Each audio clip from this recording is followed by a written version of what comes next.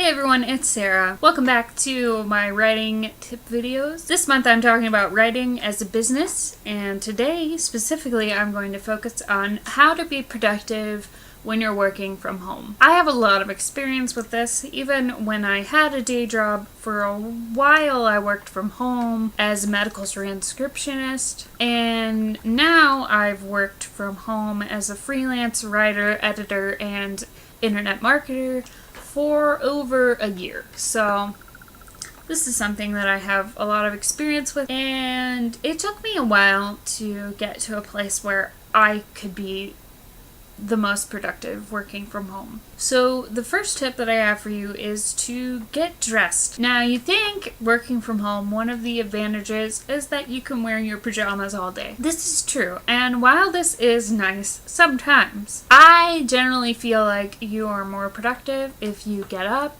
take a shower, put on clothes, maybe put on makeup, do whatever you would do before going to work in an office. That way when you sit down at your desk, you feel like you're starting the day and you're going to be productive and you're at work, even if you're working from home. It still feels like there's been a shift. Whereas if you just roll out of bed and scoot over to your home office with your pajamas on, sometimes you won't be as productive because it kind of feels like you're just lounging around the house. You might just get on your Facebook or your social media and stay on there all day. You might be watching YouTube videos all day. It's just better if you can get dressed and feel more professional. The next tip is a big one for me, and that is to avoid distractions. Sometimes it seems almost impossible to avoid distractions these days. I mean, we have our email, our Twitter, our Facebook, our YouTube, our Tumblr, our Instagram. We've got our phones, we've got our tablets.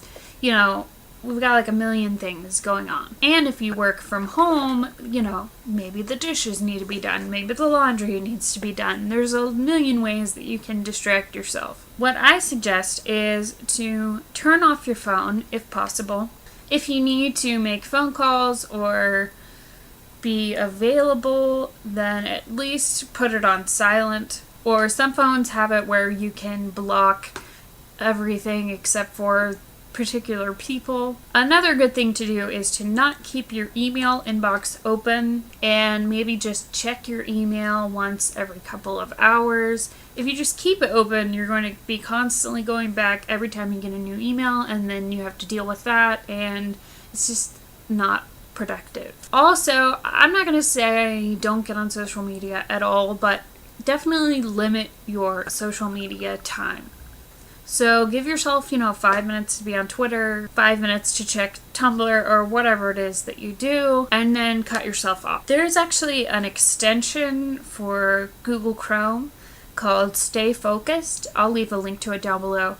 But you can put it in your browser and set up certain websites so that it will kick you off the website after so many minutes. So when I have it turned on my website, if I'm on Facebook for longer than 10 minutes, then it kicks me off and it blocks that site for the rest of the day. This has actually helped me a lot. Another good thing, if you're doing something that doesn't require the internet, maybe just turn your internet off. Sometimes I do this when I'm just writing or just editing something and I don't have to be constantly looking up stuff. The next thing you want to do is to have an organized workspace. Now, I'm not saying you have to be clean and neat if you're not. I mean, my space isn't exactly spotless or particularly neat or anything. My bookshelf is kind of a mess, but I don't work with my bookshelf every day, and all of my actual work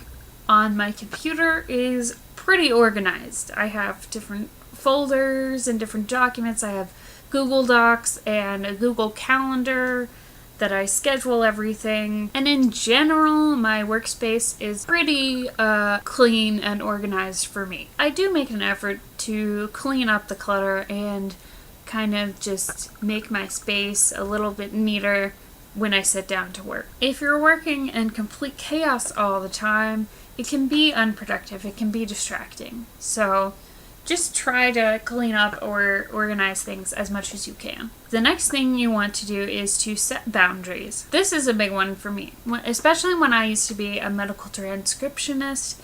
People would just call me thinking that I could just stop at any time and go give them a ride somewhere or go hang out. I mean, people don't call you if you're at an actual job in an office and expect you to just leave.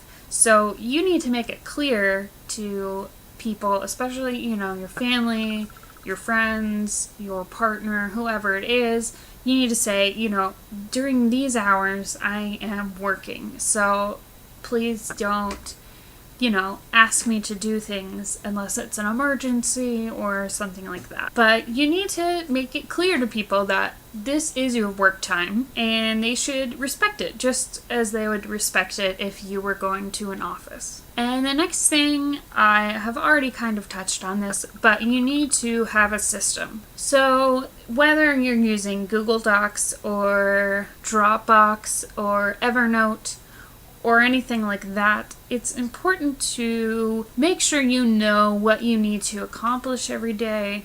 If I have phone calls, for example, I need to put it on my calendar to remember to call this person at this time. And I keep to-do lists. I keep lists of things that I need to just do at some point, and then I keep lists of things that I need to get done this week, and then I break it down into what I need to do every day. There are a lot of different ways to do things. So find whichever way is going to make you the most productive, the most organized. Alright, that's it for me today. Next week I'm going to be talking about investing in your writing. So make sure you subscribe to my channel if you would like to see more videos about writing or books, and make sure you subscribe to my mailing list, The Daily Writer.